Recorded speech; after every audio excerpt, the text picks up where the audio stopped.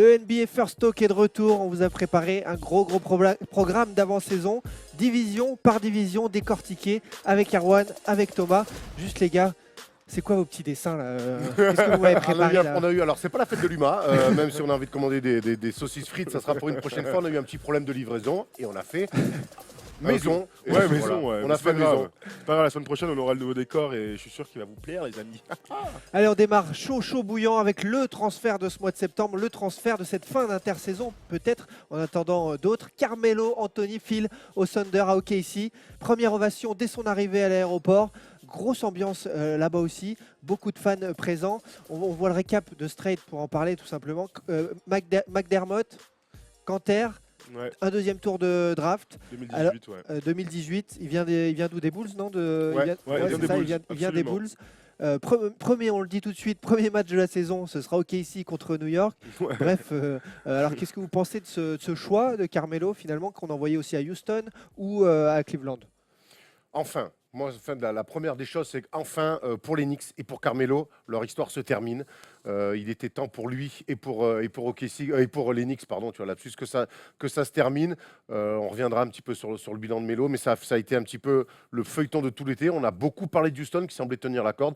Finalement, c'est le Thunder qui a envie de tenter des coups cet été. Pourquoi pas Melo? Mais c'est la première impression qu'on a, que j'ai en tout cas, c'est de dire enfin pour les Knicks et pour Melo que ça se termine entre eux. C'était inéluctable, ça allait se faire de toute façon quelque part, il ne pouvait pas rester. Ouais, bien sûr, à partir du moment où on a su que Phil Jackson partait, et puis on a enchaîné avec toutes les rumeurs autour de Melo. Ce qui est dingue dans ce transfert, c'est que Melo a fait une croix donc, sur sa no trade clause. Ça veut dire qu'il avait la possibilité de mettre son veto sur tous les transferts possibles. Et dans cette no trade clause, il y avait 8 millions de dollars. Donc il a fait une croix sur 8 millions de dollars pour pouvoir partir tout court, en fait, puisqu'on savait maintenant que lui voulait partir à Houston. Houston n'avait pas assez de matos, en tout cas, ils voulaient envoyer Ryan Anderson, alors que les Knicks, eux, voulaient Eric Gordon ou Trevor Ariza, ou les deux. Moi, je peux comprendre que Houston n'ait pas fait le choix de faire ce transfert-là. En attendant, voilà, ils ont pu ouvrir. On sait que les Blazers étaient très chauds. Il y a eu une petite conversation au téléphone avec Damian Lillard. Cleveland, mais qui avait que Fry et Iman Shumpert à envoyer. Finalement, je trouve que ce trade... sans dire qu'il est gagnant-gagnant, récupérer Enes Kanter contre Melo, et qui voulait se barrer, c'est une super chose. Et pour Melo, ça en dit long sur son état d'esprit quand même. Là, ça y est, c'était fin de cycle, ras-le-bol. Ah mais ça fait trop longtemps que ça dure Ah honnêtement. oui. Melo chez les Knicks, voilà, sur le papier, j'étais le premier à dire que c'était un bon choix.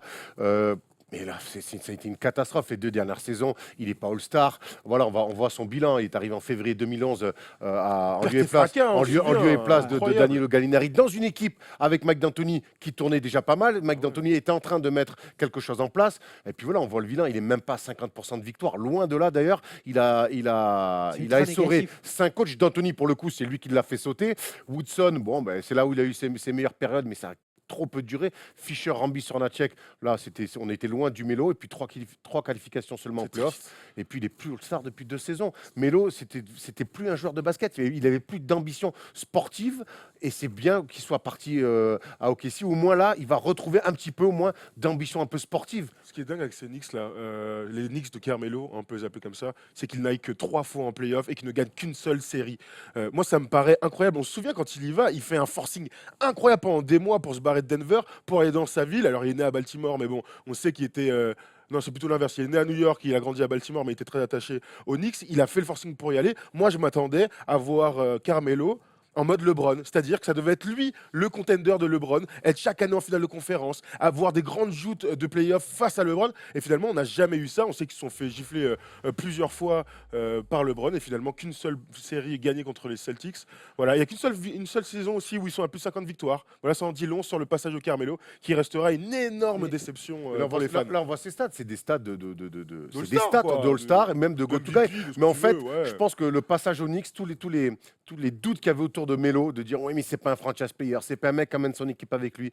Alors savait pas ça. alors ouais, mais on le savait pas, on le savait pas avant. Oui, voilà. Mais au final, au sortir de son passage à New York, il en sort que finalement oui, ce n'est pas un franchise player, ce n'est pas un vrai leader d'équipe. On le voit donc malgré des stats, il a jamais su amener les Knicks là où les Knicks l'attendaient, même si alors on peut dire il a jamais eu de meneur autour de lui comme il avait eu avec Billups Il s'est peut-être fait chez emporter Denver. par cette franchise. Stoudemire qui était le lieutenant tout désigné, s'est beaucoup blessé, mais il y a beaucoup trop d'excuses autour d'un joueur qui qui aurait dû amener beaucoup plus de choses au New York. D'ailleurs, je ne suis pas sûr que le Garden, j'en suis même sûr d'ailleurs, que le Garden va le regretter. Est-ce que c'est pas plutôt la franchise qui l'a torpillé finalement parce que lui, Il y a de tout. il arrivait quand même médiatiquement, c'est une immense star et ça le reste. Mm. Pour autant, en effet, il y a cette impression d'échec, mais on se dit que c'est 50-50, non? Moi, j'ai l'impression que dans le sport, il y a des mecs qui sont plus forts que tout. Et LeBron, par exemple, c'est l'exemple Ouais, il serait type. allé là-bas, C'est-à-dire ça que aurait voilà, marché. quoi qu'il arrive, il y a des mecs, ils vont dans une franchise, dans un endroit, c'est le bordel, c'est pas le bordel, ils vont gagner des matchs, ils vont faire des grandes joutes de playoffs. Bah, Melo,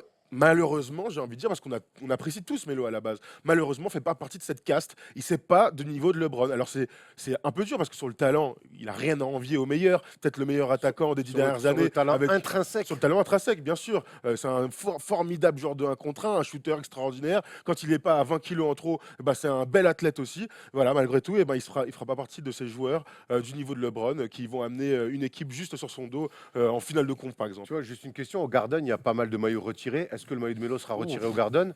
Moi, j'ai de sérieux doutes là-dessus. Pour moi, il le mérite. Et j'adore Si, ce il le joueur. sera, Hein. je pense. Mais Tu pour vois, moi, mais s'il l'est, il ne le mérite pas. Clairement, honnêtement, il a fait un caprice pour venir à New York parce que sa femme voulait être dans une grande ville. Aujourd'hui, il va au Kessie. Et- On voit bien qu'il a divorcé parce que je pense que Lala Vasquez, Elle aurait- jamais elle aurait voulu foutre un pied là-bas. Et pendant, Voilà. pendant ces 6 saisons là, par rapport à ça, c'est justement qu'est-ce qu'on retient de lui finalement? Il y a eu des exploits, il y a eu que des échecs, Il c'est met une fois que 62 négatif. points. Il met une fois 62 points au C'est Garden. Mais incroyable. Il a le mais- record d'ailleurs. ouais, c'est le. Mais moi, je te dis, pour moi, le bilan de Melo, et aujourd'hui, on peut le faire, le bilan de Melo au Knicks, c'est quand même beaucoup d'argent. C'est un contrat qui a flingué la franchise qui est dirigée déjà de manière assez catastrophique, qui n'avait pas besoin de ça. Les Knicks ont fait mal à Melo.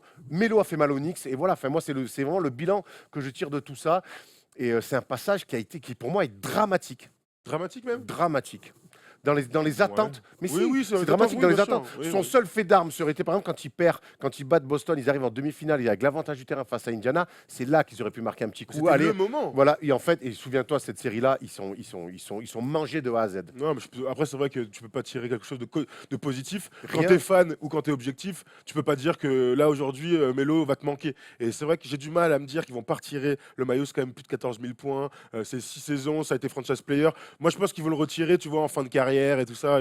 Avec, tu vois, il a quand même un peu marqué, disons, de son empreinte. Individuellement. Individuellement, mais ça fait Tellement partie de- du jeu. tellement- Tima qui est au Hall of Fame. Ils peuvent retirer son maillot. Peut-être tellement de Bah manière voilà. tellement de manière individuelle. Et puis surtout, les 3 dernières années, ils plombent Ouais, la ça, c'est franchise sûr. parce que la franchise n'a pas pu se reconstruire depuis 3 ans parce qu'il y avait cette foutue clause de non-trade où il avait un œil dessus. Et ça fait 3 ans que les Knicks rament terriblement. D'ailleurs, ils doivent avoir des bras comme ça, les mecs, à force de ramer. Et New York, je l'ai déjà dit, je le répète, c'est une franchise mythique et qui, depuis 3 ans, ne peut pas se reconstruire parce que Melo. Et donc, il y a des choses autour, mais lui, au bout d'un moment, il aurait aussi le droit de dire eh bon, ça va, ça marche plus. Le divorce est consommé depuis déjà 3 saisons.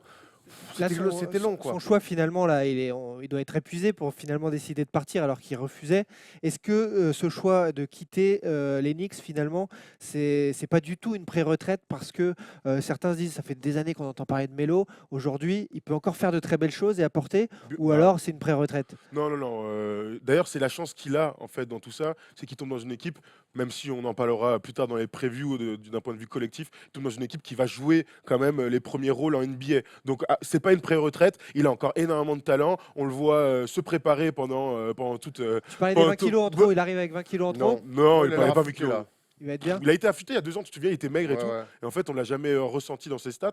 Je pense que d'ailleurs, ça a un peu pesé sur sa physiologie. Au bout d'un moment, d'avoir un peu de poids en trop, et ben tu le payes. Il a 33 ans, c'est un super joueur. Il va être 2e ou 3e option dans son équipe. C'est peut-être enfin son meilleur rôle. Et on va Bah, peut-être je enfin crois. voir Et un Melo confère- genre Team USA, il va pouvoir s'éclater. Parce que c'est là où je voulais en venir, qu'on faire Team USA. Quand c'est lui qui va pas avoir le leadership, mais plus que avoir les ballons dans les mains, plus que Tout porter, c'est quoi, voilà, sur lui. c'est avoir le Ouais, ouais, t'as mental, raison. ce que fait LeBron, ce que fait Kevin Durant, ce que faisait Paul Les George, meilleurs, même à quoi. Indiana. C'est emmener les gens avec lui. On sait que c'est un taiseux, c'est un petit peu un individualiste. Par contre, sur une 2e, 3e option, danger. Maintenant, il va falloir qu'il défende un petit peu aussi parce que C'est notre il n'y a affaire. qu'un ballon pour 3. On en reparlera dans les previews. Dernière petite question, justement, avant, on en parlera plus tard dans les previews. Il a lessivé 5 coachs à New York. Ça veut dire que c'est un mec qui il a tellement d'aura médiatique que finalement, il a la capacité à faire sauter qui il veut. Alors, il a surtout fait sauter Mike D'Antoni. Ça, Ouais. c'est sûr et Je certain. me souviens de Linsanity ouais, à un moment donné c'est quand ça. il était blessé et tout, c'était fou. Hein. Il a surtout fait sauter Mike D'Antoni. Ça s'est pas mal passé avec Mike Woodson, mais ils n'ont pas su installer quelque chose un petit peu dans la durée. Et derrière, les trois autres, Fischer, C'est de leur Fischer, faute. Hornacek et Rambis, Rambis, ouais. je pense qu'à ce moment-là, il a même plus son mot à dire. Je pense qu'il est déjà, lui, Bah, Phil dans Jackson sa est là, tête, de toute manière. loin des Knicks déjà. On a un sondage qu'on vous a proposé sur le compte Twitter de la First Team cette semaine, là, suite au transfert, suite à l'annonce d'ESPN sur les détails de ce transfert. On en a parlé des détails financiers de ce transfert, mais en tout cas, l'analyse du trade de Melo à venir donc demain sur YouTube, c'est ce qu'on vous disait. Alors, qu'est-ce que vous pensez de ce nouveau trio? Est-ce que ça peut fonctionner cette saison? C'est légèrement oui. C'est légèrement oui. Alors, on aura le temps d'en reparler dans la preview de la division qu'on vous prépare et qu'on va diffuser dès demain sur la chaîne.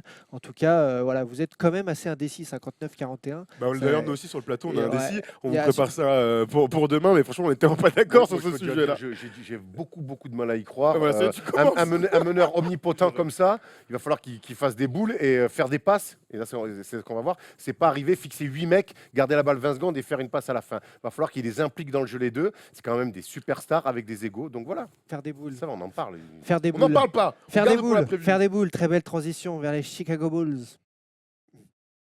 Tin, tin, tin, tin. Ah, c'était ça par rapport à Don Wade. Ouais. Dwayne Wade, on est obligé d'en parler 2 minutes, rapidos. Ah, oui, clairement. Ouais. Rapido, Dwayne Wade qui est coupé par les Bulls. On parlait d'argent. Justement, lui, il met une croix sur 8 millions de dollars. Buyout, alors qu'il avait fait jouer sa clause pour une seconde saison aux Bulls à 24 millions. Finalement, il part pour 16, en se prenant 16 millions in the pocket d'après Il prend ESPN. quand même 40 millions en un an, notre ami. Voilà, hein. il y a, jackpot, le loto. C'est clair. Bref, il y avait Miami, Cleveland, OKC, les Spurs. Bah, il y a Finalement, toujours, parce qu'aujourd'hui, on ne sait pas. Oui, il y a toujours ce choix, lequel vous faites à sa place. Tu dis quoi, toi, Pas Erwan OKC, alors ceux qui me disent OKC au Tu dis secours. quoi, toi?